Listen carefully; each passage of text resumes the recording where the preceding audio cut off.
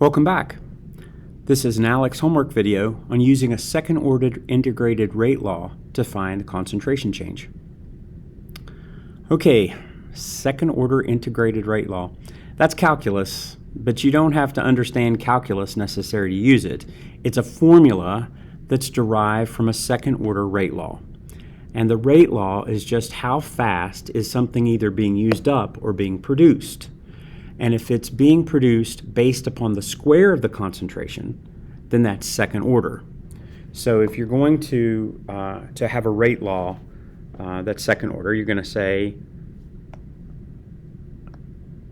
rate equals some kind of a constant, this is a rate constant, times whatever your stuff is to the second power.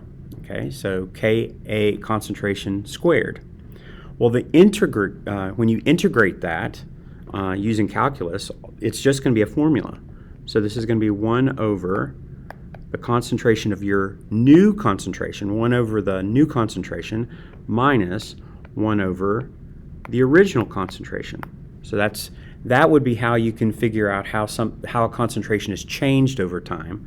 And that's going to be equal to whatever your constant is, times the time in seconds it takes to change. Okay, so that's just a formula. So you're going to fill in what you know and solve for what you don't know, and it's really not that hard. It just looks terrifying.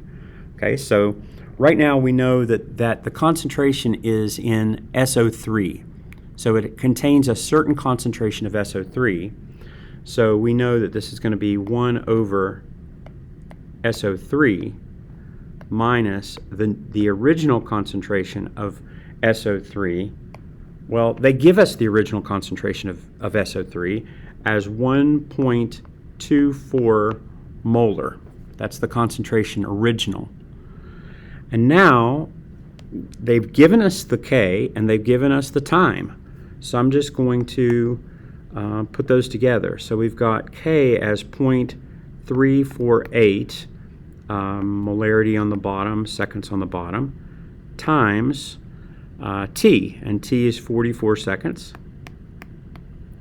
And so seconds is going to cancel with seconds on the bottom. And so I'm just going to multiply that together. So 0.348 times 44. And I get on the right 15.312. And I still have molarity on the bottom. Okay, so far so good. I want to get rid of the 1 divided by 1.24 molar, so I'm going to add it to the other side. So I have 1 over the concentration of SO3 equals 1 divided by 1.24 molar plus 15.312 with molar on the bottom. So I have molarity on the bottom of both.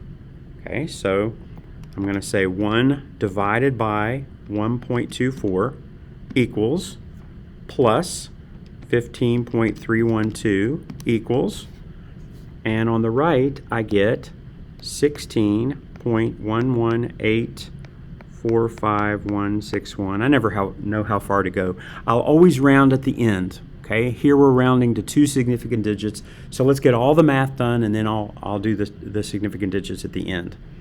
Now this is going to be 1 over SO3, okay, which I don't want. I want SO3, so I'm simply going to invert this. I'm going to push the 1 over X button, the reciprocal button, and the reciprocal of 16.118 is going to be the concentration of SO3, and that's what I want, equals 0.06204,699.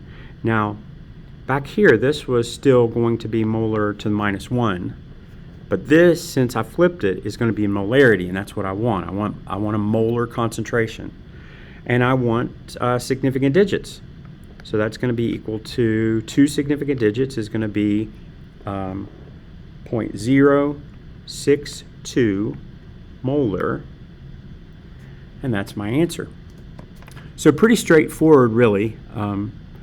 Still don't like it. A little bit scary, but not so bad. I hope you're doing well.